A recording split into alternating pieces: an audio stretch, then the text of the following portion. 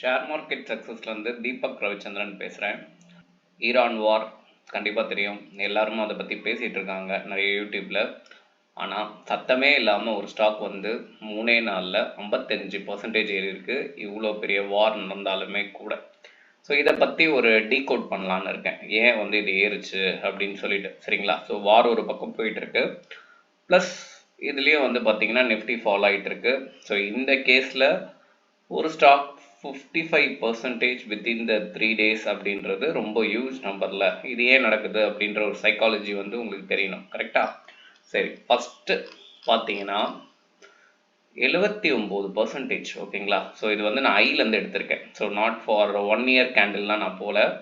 1 year போட்டிங்கன்னா இவ்வளோ வராது. பட் ஆனால் வந்து ஐ 1400லேருந்து ஃபால் வந்து எது வரைக்கும் இருந்துச்சுன்னா 300 வரைக்குமே இந்த கம்பெனி வந்து ஃபால் ஆயிடுச்சு. ஏன்னா இவங்களுக்கு கடந்த காலமாக எதுவுமே ஒர்க் அவுட் ஆகலை, எந்த பெரிய ஆர்டரும் கிடைக்கல. ஸோ இந்த ரீசனால் பேலன்ஸ் ஷீட்லன்னு பார்க்கும்போது இவங்க வந்து மைனஸில் போயிட்டாங்க. சரிங்களா? ஸோ அந்த ரீசனால் இந்த ஸ்டாக் பயங்கரமாக வந்து கீழே விழுந்துட்டு இருந்தது. ஸ்க்ரீனரில் போய் கொஞ்சம் செக் பண்ணிக்கோங்க ஃபண்டமெண்டல். சரி, ஓகே. இப்போ ஏன் இது ஏறி இருக்கு அப்படின்னா, நீங்கள் ரொம்ப நாளாக பார்த்தா வால்யூம்லேயும் பெரிய மாற்றம் எதுவுமே இல்லை.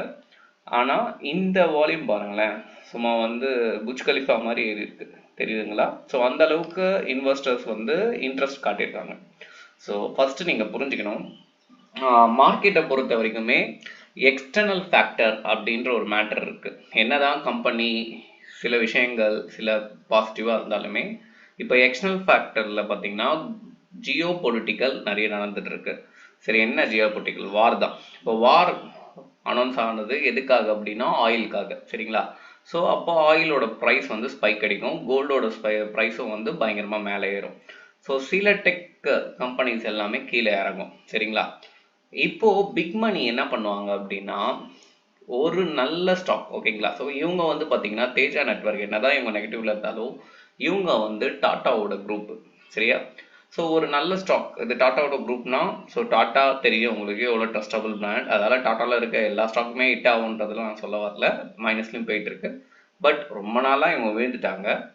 இப்போ ஒரு ரீசன் இந்த ஸ்டாக்கை ஏற்றுறதுக்கு வேணும், ஓகேங்களா? லோலேருந்து ஏற்றுறதுக்கு அது நல்ல ரீசனாகவே கிடச்சிருக்கு. என்ன மேட்டர் அப்படின்னா, இவங்களுக்கு வந்து ஒரு ஆர்டர் கிடச்சிருக்கு. யார்கிட்ட இருந்ததுன்னா என்இசி கார்பரேஷன்லேருந்து பார்த்தீங்கன்னா 5Gக்காக மேசிவ் MIMO, அது பேர் என்னது? எஸ்.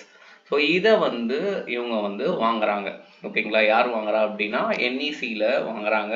யார் சப்ளை பண்ணுறாங்கன்னா தேஜாஸ் நெட்வொர்க் சப்ளை பண்ணுறாங்க. ஸோ நார்மலாக இந்த ஆப்டிக் கேபிள் அதுக்கப்புறம் வந்து பார்த்தீங்கன்னா இந்த மாதிரி விஷயம் இல்லை. இது வந்து வெரி ஹியூஜ் ஆர்டர். நம்பராக இவங்க சொல்லலை, பட் ஆனால் இந்த எக்யூப்மெண்ட் வந்து ரொம்ப காஸ்ட்லி. இது வந்து நல்ல ஒரு ஆர்டர் புக்காக இருக்கும்ன்ட்டு இந்த கம்பெனி வந்து ரெவன்யூவில் காட்டும், நல்ல ப்ராஃபிட் காட்டும் அப்படின்ட்டு இன்வெஸ்டர்ஸ் எல்லாமே நம்பி இன்வெஸ்ட் பண்ண ஆரம்பிச்சிட்டாங்க. ஏன்னா இப்போது இது ரொம்ப நாளாக ஃப்ளாட்டில் இருந்தது. இப்போ ஒரு நியூஸ் கிடைச்சதால இன்வெஸ்டர் கண்டிப்பாக இது ஃபாலோ ஆகாது, நல்ல நியூஸ் இருக்குது. ஸோ அடுத்த குவார்ட்டர் வந்து ரிசல்ட் வந்து பாசிட்டிவ்ல வரும். இவ்வளோ திங்க் பண்ணதால தான் இந்த ஸ்டாக்கை வந்து என்ன பண்ணியிருக்காங்க, ஏற்றிருக்காங்க. சரிங்களா? ஸோ 3 நாள்லேயே வந்து சக்கப்போடு போட்டுருச்சு. இதை பற்றி பேசணும்னு நினச்சேன், பட் டைம் இல்லை. ஸோ அதால் தான் இன்னைக்கு கவர் பண்ணேன். இன்னைக்கு ஓலி உங்களுக்கு தெரியும் மார்க்கெட் இல்லை. எந்த இன்வெஸ்ட்மெண்ட்லையும் ரிஸ்க் இருக்குது. அது இப்போ இருக்கிறதுல இன்வெஸ்ட் பண்ணலாமான்னு கேட்டால் என்னை பொறுத்த வரைக்கும் கொஞ்சம் கம்முனே இருக்கலாம். பட் இந்த ஸ்டாக் ஒரு கரெக்ஷனில் வந்துச்சுன்னா, ஓகேங்களா, இப்போ லக்கிலி சம்மன் யாருன்னா இதுன்னு கேட்டு வாங்கி வச்சுருந்தீங்கன்னா உங்களுக்கு நல்ல ஒரு ப்ராஃபிட். ஓகேங்களா? ஸோ யாருக்குமே அடிக்காத பம்பர் லாட்ரி தான். இல்லை அப்படின்னா ஒரு கரெக்ஷன் கண்டிப்பாக நடக்கும். அது வரைக்கும் வெயிட் பண்ணிவிட்டு அப்புறம் நீங்கள் வந்து அக்குமுலேட் பண்ணிக்கலாம். ஸோ என்னை பொறுத்த வரைக்குமே ஃபண்டமெண்டலில் அடுத்த குவார்ட்டர் வரும்போது மேபி இவங்க பாசிட்டிவில் வரலாம், இவ்வளோ பெரிய லாங் கேப்பை வந்து கவர் பண்ணலாம். ஸோ இதெல்லாம் ரீசனாக வச்சு தான் என்ன பண்ணியிருக்காங்கன்னா இந்த ஸ்டாக்கை வாங்கியிருக்காங்கன்னு நான் நினைக்கிறேன். ஓகேங்களா? ஸோ நான் சொல்கிறதால நீங்கள் இதை வாங்கணும்னு எந்த வித அவசியமே கிடையாது.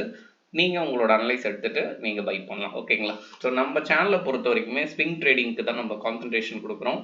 ஸோ அதுக்கேற்ற மாதிரி நீங்கள் ஸ்விங்கில் இன்வெஸ்ட் பண்ண போகிறீங்க அப்படின்னா நம்ம சேனலை நீங்கள் ஃபாலோ பண்ணிக்கலாம். ஓகேங்களா? நன்றி, வணக்கம்.